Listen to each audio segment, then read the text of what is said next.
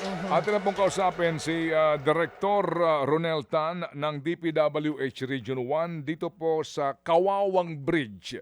Ito po mga kapatid ay Wawa Bridge dyan po naman sa area ng Pangasinan. Ito po mga kapatid ay nandidiyan po sa ang tawag dito baby girl ay Ang nagdudugtong po yan ng Pangasinan na Tarlac, yung bridge na iyan.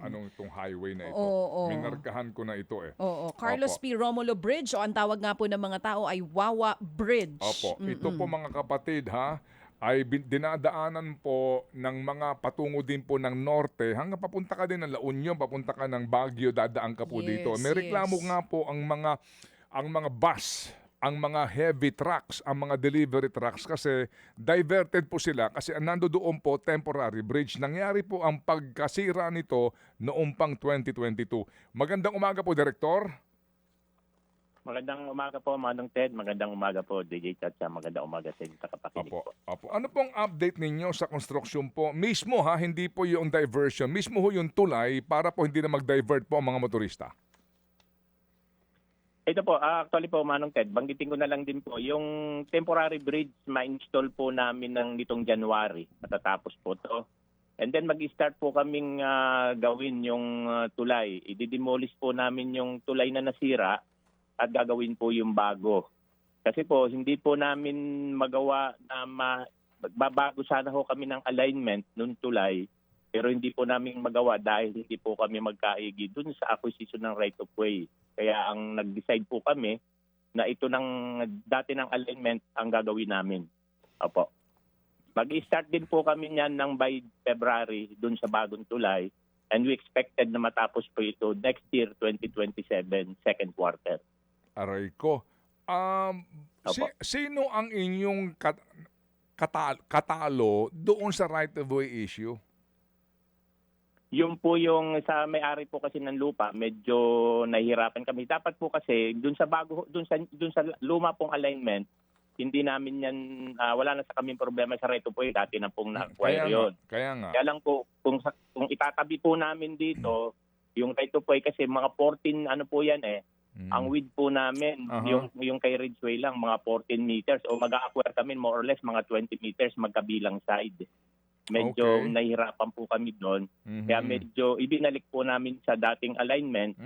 At yun po yung gigibain namin para mag-start po kami ng by February. Gibain na po namin yung tulay na ginagawa ngayon. Yung dating tulay at yun po matatapos po namin next year. Ay ha, so meron palang hindi pala ito public domain na maari pong tamaan kung sakasakali nga po na babago kayo ng alignment doon sa kanyang kasalukuyang lokasyon. Magkano ang cost ng bagong tulay, sir? Ito po, ang bago pong tulay, maabot po nasa 1 billion ang cost po. Kasi po, hindi po ito, may bago po kaming design na inintroduce dito. Ito po yung mayroon po kaming box girder na gagawin na balance cantilever kung tawagin sa technical na terms. Ito po ay may 100 meters po na unsupported span na walang poste, 100 meters yan para maluwag po yung pagdaloy ng tubig. Gawa na po ang design nito, Bale. engineer? Gawa na po ang design. Magawa na po ang design. Subject naman din po. Although may counting comment pa ang central office, pero more or less okay na po yung design ng tulay. Ito po ay 2 lanes na tulay na 3.6 meters, 3.65 meters bawat lane. And then may sidewalk po sa dalawang tabi. May sidewalk kasi po marami pong estudyante dito, kailangan may sidewalk. Oo. Para daanan po ng mga bata. Sino ang designer ng tulay? Kami po ang nag-design nito. Collaboration lang po kami dito sa ano po ito, mga taga-loob kami po mismo ang taga-regional office. Katulong po ang central office para sa design ng tulay. Okay. Opo. Nabid na ho ba yung proyekto, engineer? Mayroon po kasing na-release na ng 2024 na 300M at 2025 na 200M. Supposed to be po 400M yung sana yung aming request for 2025 pero binigyan lang kami ng 200M Kaya bali may 500M po kami ngayon na isang ginagawa para doon sa temporary bridge at para sa pag-uumpisa nitong tulay ngayong February. Yung Opo. main bridge na mismo. Yung, Opo, opo. yung actual na bagong tulay po, ilang lineal meters po ito? 460 meters po. 460 meters po. Ilang lane po ito?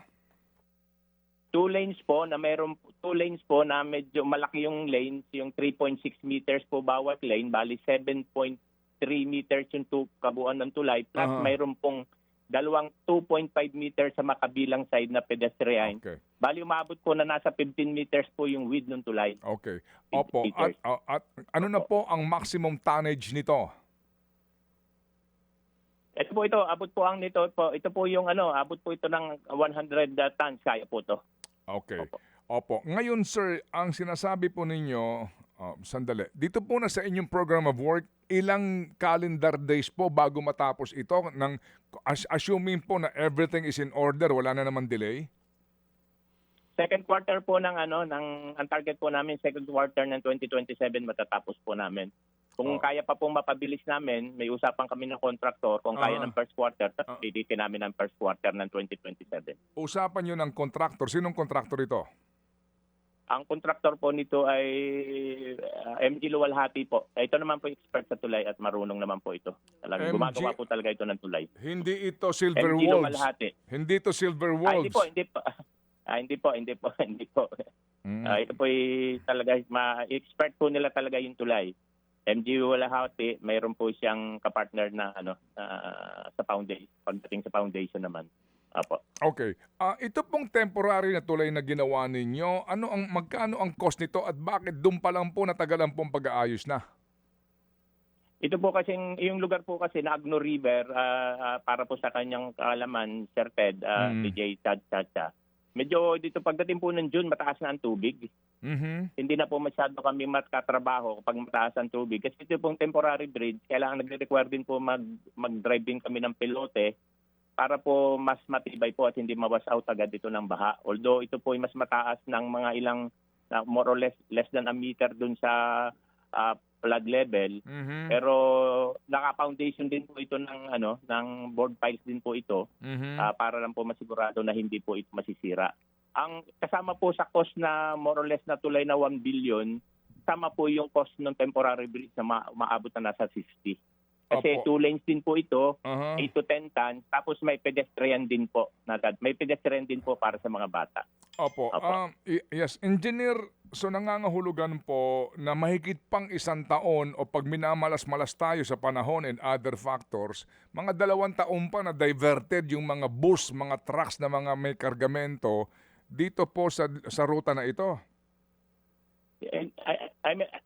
I'm sure po ako hindi po abot ng 2 years. Mga 1.5 years po maximum po kami. Okay. 1.5 years pa. Opo. Yun hong, Yan po. Tatapusin po namin yan. Opo. Yun po bang passenger bus hindi talaga kaya dumaan sa temporary bridge para man lang hindi lumayo yung biyahe ng mga commuters? Pag i-determine lang po namin not more than 10 tons, pwede po namin padaanin yung mga bus. Kasi ito ho, kaya nakaabot sa amin ito kasi nga po, ang dami po mga motorista, mga commuters lalo na, ang nagrereklamo, tumatagal ang biyahe eh. Nakakailang kilometro Sige po po, yung... Opo, go ahead. Padadaanin po namin, sir. Padadaanin po namin yung mga buses. Huwag lang po masyadong maraming karga siguro o Kasi normal lang po ng mga buses. Padaanin po namin. Basta ngayong January na hanggang February, earlier part ng February, mapadaanan po namin yung temporary bridge namin. Opo. Ang concern po namin, safety. Of course, safety. Safety po ang sa atin dyan. Kung talaga hindi pa pwede, hindi pa pwede. Pero yung nga po kasi nga, kaya kami napatawag dito ho, may pinaalam sa amin nung mga dumadaan diyan na Ted, baka naman pwede mo madiscuss to para bumilis yung aksyon ng gobyerno. So, wala na ho tayong problema. Ito ho ba ay naka-line item na sa DPWH proposed budget for next year? Naka-line item po kami. Supposed to be po, mga 2026 po, may 244 million kami. To 2027 po, may may 256 M para fully funded po. Opo. Ito ho. Tapusin po namin ito, Sir Ted, ng before second quarter ng 2027 at itong po temporary bridge. Magdadagdag po kami ng mga patibay para madaanan po ng mga buses. walang proponent to ha. Ito kusa ito ng DPWH. Yes po, after po nung bumagsak ito ng October ng 2022, ni-request ko na po agad ito ng funding. Although hindi po napunduhan ng 2023, yun naman hong 2023 na taon na yon, ginamit namin para mag-soil exploration, gawin yung design ng tulay. And then 2024 ho napunduhan. Opo. Okay, sige po. Engineer, sorry po, I just have to ask you this, no? Sorry po. Kasi kung ating maaalala, nag-tender kayo ng inyong resignation September 4. Ano po, bilang director dyan sa Region 1. Ano po, because of this controversy nga na pinuntahan ni Sec Vince at ni Mayor Magalong dyan po sa La Union na proyekto. No? Bagamat wala ho naman pong sinasabi nga dito na again, agad-agad na ugnayan sa katiwalian. Pero nag-tender kayo ng inyong resignation. Kumusta po ito? Ay di po, yun po ang aking tender pong resignation, yung courtesy resignation na yun po yung courtesy resignation na panawagan po ni Secretary Vince sa lahat po ng empleyado. Yun po yung pag-tender po ng hindi po yung related dun sa ginawang pagbisita ni Secretary dun sa district implemented project na pinuntahan po ni Secretary. Yun po yung ginawa namin September 4, yun po yung sa unang pag-upo ni Secretary, panawagan para sa courtesy resignation po. So yung po bang proyekto under Silver Wolves na tinawag po ni Secretary Vince na talaga namang kawalangyaan, hindi po yung proyekto ng region? Hindi po. Proyekto po ng district office yun. And in fact po, ang region ang nag-conduct po ng quality assurance unit, ng quality assurance determination para doon po sa project. Opo. Kami po ang regional office po ang nag-submit ng report tungkol sa doon sa quality assurance po ng proyekto. Na-correct na ho ba yun? Kasi nung pinuntahan nila, yung pong mga daluyan ng tubig na nanggagaling doon sa loob po ng pinaka-riprap niya, kumbaga pakitang tao lang, fake tube nga ang sabi. Na-correct na ho yun, engineer? Yun po, yun naman po yung, actually yung pong tubo na sinasabing daluyan, yun po yung tinatawag namin sa engineering terms na weak walls po. Hindi po talaga tagusan po yun, Sir Ted. Yung pong weak walls na yun po ay inilalagay na tubo para yung pong mga lupa na nasa loob ng revetment mismo, yung mga moisture, yun po ang nilalabasan. Yun po nilalabasan. Yung hindi po tagusan po talaga yun po, hindi po talaga tagusan po yun. Na-correct naman po yun at may mga ilan din po na hindi ko lang po ma-report namin pero nag-submit po kami ng quality assurance at doon. At I think yun po yung naging pinagbatayan ng case na nasampa. Nasuspende po kasi yung district engineer doon at ilang mga empleyado ng DPWH. Suspendido na po yung district engineer. Meron bang kapalit na bago? Meron po akong pinalit na temporary lang po hangga't hindi po walang pong inilalagay pa ang na permanente ang central office ng ating po secretary. Opo. Ano po mga lalawigan ang sakop ulit ng Region 1, sir? Please, Pangasinan, La Union, ano pa pong lalawigan? Ilocos Sur at Ilocos Norte po, sir. Opo. May report na tinanggap kami galing kay Mayor Benji na may mga questionabling proyekto doon sa Region 1, particularly po Ilocos Norte nga. Opo, may sinasabi daw po din ng mga questionable, mga substandard, etc. ang proyekto. Kayo po ba mismo, in the light of this controversy, meron ba kayo sarili pong report tungkol sa mga proyektong ito, engineer? Yung pong nababanggit, kung mamarapatin po ninyo, nabanggit ko pong isang napapag-usapan ninyo doon ay yung Gabo, yung flood control doon sa Gabo na binabanggit po sa inyo, na nabisita po. Yun lang po yung nakita kong sinasabi na kine-question na may problema dahil doon po sa usapin po ng force majeure. Ano po? Kasi po yung force majeure po kasi, as usually po, Manong Ted, para po sa inyong kaalawan, Ma'am J.D. Chacha, kapag ho nasira, ang isang proyekto nasira po ng bagyo, actually marami pong bagyong dumaan doon, yung Emong, Egay, actually, immediately po sinusulatan namin ng contractor, lalo depende po kung nasa warranty pa o nasa tinatawag po nasa 1 year defect liability period pa yung proyekto or nandun pa sa warranty. Sinusulatan po namin ng contractor na gawin uli yung proyekto. Pag sinasagot po kami pagkaminsan dyan ng contractor na hindi namin sila makokompel na paggawa dahil sa force majeure. Yun naman po kasing force majeure na tinatawag na act of God, hindi naman po nako-cover ng insurance dahil wala pong insurance company na nagko-cover po ng force majeure. Wala po. Doon Opo. po nagkakaroon ng kaya parang isang suggestion po, yung force majeure ay dapat i-cover din ng insurance, pero wala pong insurance ang pagkakaalam ko na tumatanggap nung nung well, ganong sa insurance na ganon. Opo. Anyway, sige po. So ito ho naman po yata, sana nga ay dumaan po sa masusing review ang lahat ng mga proyektong ito. Pero kung kayo po, ilang taon na ho ba kayo sa Region 1, Director? 2014 pa po. Okay, so 2014, medyo may... Nag-assistant po kasi ako, nag-assistant po kasi ako doon. Assistant Regional Director po ako doon. Opo, so naabutan nyo si 2014, panahon ni Babe Singson po ito, ano? And then Mark Yes po, Villar, yes po. and then ito nga po nangyaring kontrobersyang ito. Doon po sa inyong region, ilan po ngayon? Meron bang questionable, iniimbestigahan po ng mga proyekto kung mamarapatin po lamang ninyo, Engineer? Ayan po yung mayroon po dun sa Region 1 na sinabi na sa buong Region 1 na suspected ghost. Pero ito bina-verify na lahat at na lahat. Hindi naman po, wala naman po. Nandun naman po lahat yung proyekto. Opo. Sige po. Iba po yung ghost, no, sa substandard and overpriced. Ako po igagalang ko kung ayaw niyo sumagot sa katanungan na ito, pero meron ba? Meron ba so far po meron ho bang mga iniimbestigahan ngayon kung may alam po kayo? Doon po sa after po kasi nung na-determine po yung ghost project, tapos may ilan pong ngayon po may mga ilan pong binibisita ng ilang projects ang COA, ang CIDG, para sa determination naman po kung substandard.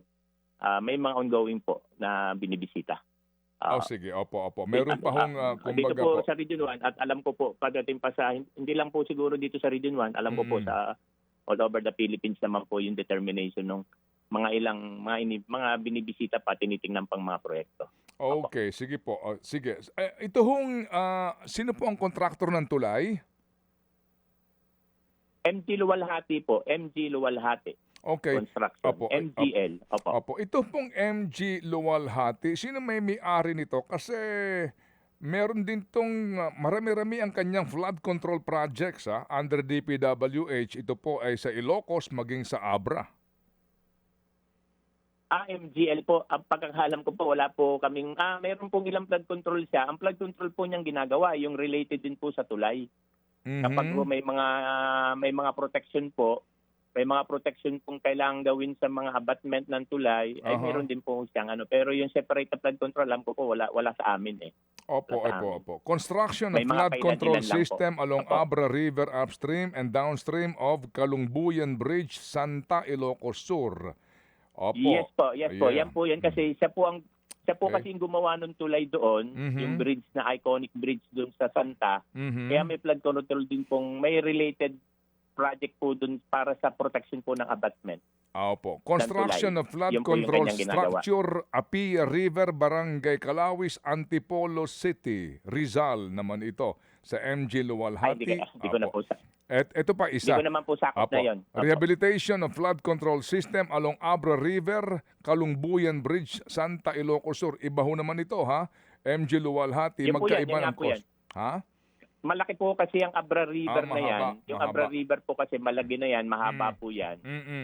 Ilan po yung mga bridges na kailangan proteksyonan din po dyan. Doon po yung usually po yung ganyang ginagawang flood control po dyan. Opo. Sino may-ari nito? Itong pagkakaano MG po, Luwalhati. Sino may-ari nito, sir? Mario Luwalhati po ang aking pagkakaalam po. Mario Luwalhati, taga Bulacan. Hindi ko alam kung taga Santa Maria, Bulacan po. Okay, Po, opo. taga Antipolo. Maaaring po Opo. ganun. Okay, sige po. So, kasi itong Luwalhati na ito, meron ding isumbong sa Pangulo website, lumabas itong report na ito. So, siya ang winning, ito ngayon ang gagawa nitong Wawa Bridge, no? Itong Luwalhati na ito. Yes po. Opo. May joint At venture. marami na naman po siyang, may base po sa aking pagkakaalam, sa kanyang experience po, mas yung expertise po niya sa tulay. Okay, opo. At ito, Tuloy po. wala siyang joint venture dito, engineer. Ay, hindi ko lang po ma-check kung may joint venture. Usually po, mayroon po siyang joint venture na something parang si foundation. Hindi ko pa matandaan lang si may some foundation specialist o parang ganon.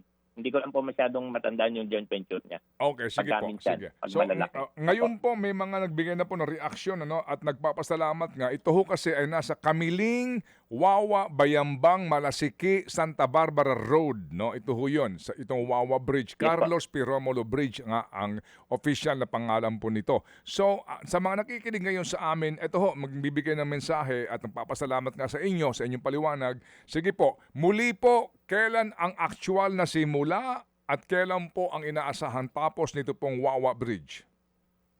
Magdidemolish na po kami ng Wawa Bridge, yung actual bridge na po na yon ng itong February po. Pang second week ng February, mag-start na po kami dahil medyo mababa na rin po ang tubig diyan. Mag-start na po kami ng maggawa ng foundation diyan. Actually, pipilitin po namin na hanggang mababa ang tubig, yung foundation na 9 piers at saka 2 abutment ay matapos kaagad. Opo. And then makapag-start po kami. Target po namin ang pinag-usapan po namin ng contractor ay second week, pero pipilitin po namin ng second quarter next year, pero pipilitin po namin na first quarter ay tapusin itong proyekto. At yung pong concern po doon sa temporary bridge, padaanan po namin ng bus. Padaanin po namin ng bus doon. Basta tama lang po yung weight. Yung weight niya. Ito pong tulay na nasira, 1945 pa po ito itinayo. Ito ba'y dumaan na po sa repair? Sino nag-repair nito? Kami lang po ang niyan. Yan po ay nung masira po yan, kami rin po nag-install ng temporary bridge. Nagkaroon po ng mga repairs yan, pero alam po ninyo, Manong Ted, yung po kasi steel bridge po kasi yan. Medyo pagdating po sa retrofitting ng steel bridge, medyo mahirap-hirap pong gawin eh. Mahirap-hirap po. Kaya hindi na rin po yan na kami na lang po ang nagme-maintain yan throughout ito pong mula nung masira. Nung maglagay kami ng temporary bridge yan. Kami po ang regional office po ang from time to time, regular na weekly dumupunta dyan para i-check at i-maintain po yung tulay na yan. Opo, pero siguradong nadadaanan. ito po itinayo 1945 ba engineer? Yes po. 1945 pa, and then yung po nagkaroon na lang siya ng mga pag-aayos hanggang sa dinaanan po ng mabigat kaya bumagsak. Opo. Okay. Yes po. Sige po. So, engineer, kami po mangungumusta ho sa inyo. Salamat sa inyo pong panahon kasi nga napakainam po nito na malaman po nila ito pong importanteng proyektong ito na ito po ay meron ng kaukulang pondo at nabid na po yung project. Ang atin po na lamang bantayan ninyo diyan sa mga taga-Pangasinan itong proyektong ito. Salamat po, engineer. Maraming salamat po. Ang aming pong pundong kailangan pa dyan para sa 2027 at yun naman po yung sigurado ng aming sekretary na maibibigay for 2027 ay 256 million. Wala naman po ng problema yon sa 2027. At earlier part po, 2027, tatapusin po namin. Walang problema yun, engineer. 200 million lang. 2 billion nga. Nasa basement lang ng Diamond Hotel eh. Yes po, sir. Joke lang po. Maraming salamat po. Salamat, engineer. Mabuhay po. Thank you very much po. Salamat. Thank you. Mga kapatid, brothers and sisters, saan ka pa? Dito na tayo sa totoo. Dito na tayo sa True FM. Mga kapatid, mag-subscribe and follow po kayo sa social media accounts ng True Network PH. Yan po kami. Hanapin nyo lang True Network PH, Facebook, Instagram, YouTube, TikTok, and podcast. Mapa Apple or Spotify man yan, mahahanap nyo kami. Lahat ng mga napapanood at napapakinggan nyo po sa programa, nasa social media accounts namin yan. So, paano mga kapatid? See you sa social media!